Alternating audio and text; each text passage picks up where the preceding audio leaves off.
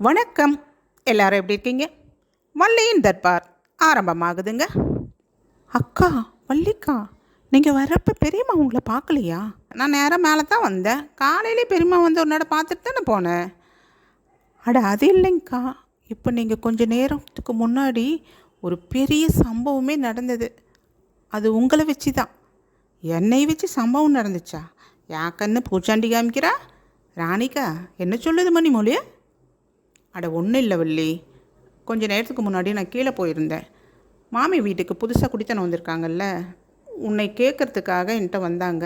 ஆனால் அவங்க எப்படி கேட்டாங்கன்னா, ஏங்க உங்கள் வீட்டில் ஒரு பொம்பளை வேலை செய்தில்ல, அது எப்போ வரும் அப்படின்னு கேட்டாங்க. அவங்க கேட்டு முடிக்கிறதுக்குள்ளே பெரியம்மாக்கு அதில் அது விழுந்துருச்சு. பெரியம்மா உடனே, ராணி யாரை பற்றி கேட்குறாங்க, வலியா அப்படின்னாங்க. ஆமாங்க பெரியம்மான்னு. அவங்களுக்கு பயங்கர கோபம் வந்துடுச்சு. யாரை கேட்குறீங்க? இப்படி தான் மரியாதை இல்லாமல் பொம்பளை அது இதுன்னு பேசுவீங்களா? யாருன்னு தெரியுமா உங்களுக்கு? அவள் எங்கள் புள்ள, இந்த வீதிக்கே சொந்தக்காரி, தெரியுமா உங்களுக்கு அப்படின்னு பேச ஆரம்பிச்சிட்டாங்கடி. அந்த அம்மா அப்படியே நிற்கிறாங்க. இப்போ ஒன்றுமே புரியாமல் நிற்கிறாங்க. நல்ல வேலை பெரியப்பா கரெக்டாக வந்தார். உள்ளே போயிட்டாங்க. ஆனால் உன்னையும் விட்டு வைக்கல, உன்னையும் நல்லா திட்டினாங்க. வீடடங்கி இருடி, போதும் வெளியில் வேலை பார்த்ததெல்லாம், வீட்லேருந்து ஏதோ பொழப்பாருன்னா கேட்குறாளா அவ அப்படின்னு உனக்கும் நல்லா விழுந்தது. அதுதான் வரப்போ ஏதாவது பெரியம்மா உனக்கு ஸ்பெஷலாக கவனிச்சாங்களோன்ட்டு மணிமொழி சொன்னான். அடக்கோடுமையே, இந்த பெரியம்மாக்கு என்னத்துக்கு அப்படி கோபம் வருது? அவங்களுக்கு என்னை பற்றி என்ன தெரியும்? அவங்க பேச்சு வழக்கம் அவங்க ஊரில் அப்படியே என்னவோ.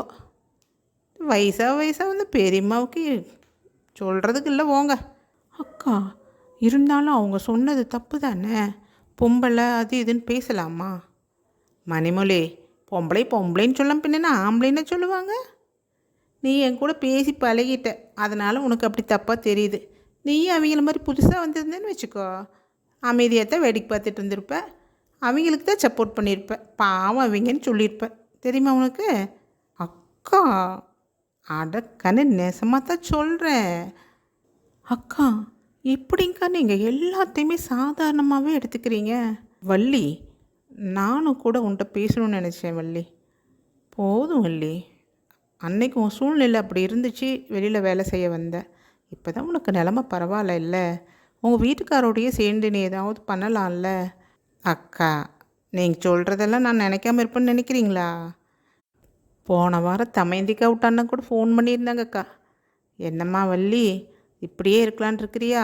பிள்ளைங்கெல்லாம் பெருசாகிட்ருக்குறாங்க, வாழ்க்கையில் அடுத்த கட்டத்துக்கு போக வேணாமா? ஏதாவது யோசனை பண்ணி வச்சுருக்கிறியா அப்படின்னாங்க. அண்ணனுக்கு சொன்னதே தான் உங்களுக்கும் சொல்கிறேனக்கா. அக்கா, நீங்களாம் சொல்கிறீங்க பாருங்கள், இதை எங்கள் வீட்டுக்கார் சொல்லணுங்க. அவர் சொல்லிட்டாருன்னு வச்சுக்கோங்கக்கா, விடிஞ்சு விடியாமல் இருக்குது பாருங்கள், எப்பட பொழுது முழுசாக விடிஞ்சு போயிருமாக்கா. அதுக்கு தான்க்கா காத்துட்ருக்குறேன்.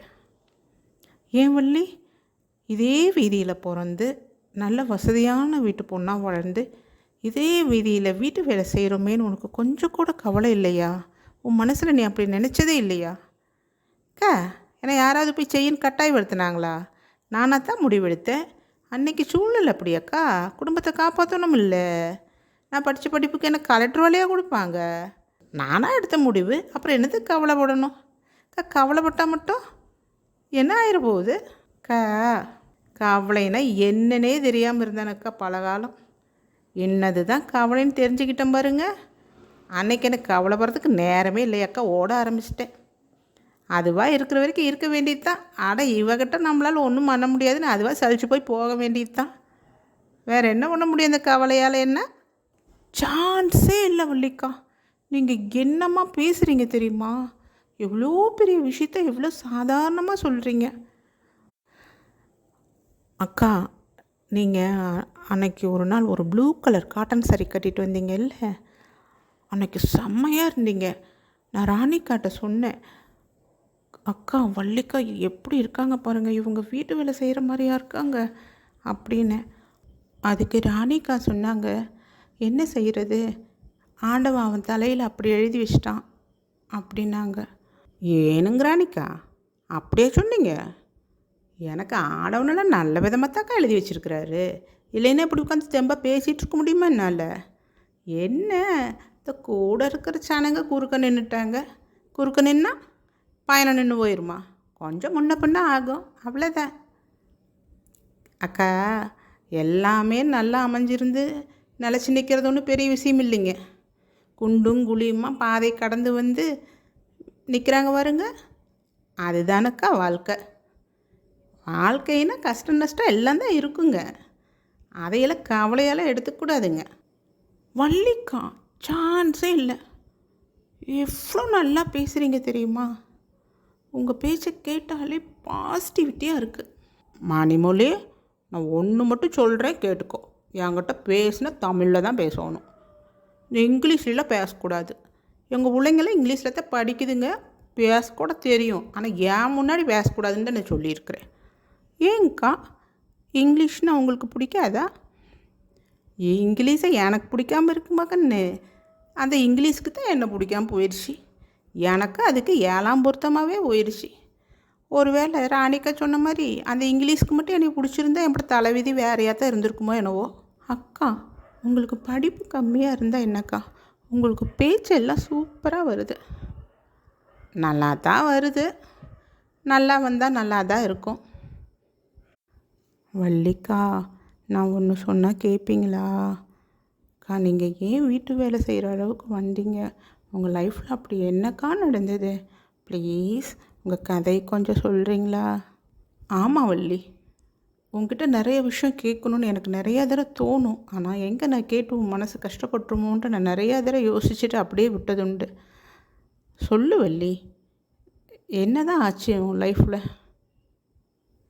ஏனுங்கக்கா, என்னோட கதை என்ன உட்காந்து பேசி முடிக்கிற கதையாக்கா? எங்கள் அம்மாயி சொன்ன மாதிரி என் கதையை கேட்டால் ஏட்டெடுத்து எழுதுனா எழுத்து தீர்ந்து போயிடும், பாட்டெடுத்து பாடுனா ராகம் தீர்ந்து போயிருங்கோ. இப்போ எங்கள் அம்மாயி சொன்னதான் எனக்கு நினப்பு வருதுங்க. அந்த மாதிரி என்னோட கதையை சொல்ல உட்காந்தனா எனக்கு பொழுது தீர்ந்து போயிடுமே கண்ணு. அக்கா, நீங்கள் ஒன்றும் ஒரே நாள் உட்காந்து சொல்ல வேண்டாம், கொஞ்சம் கொஞ்சமாக சொல்லுங்கள். என்னோட கதையை சீரியல் மாதிரி இழுக்கணுங்கிற.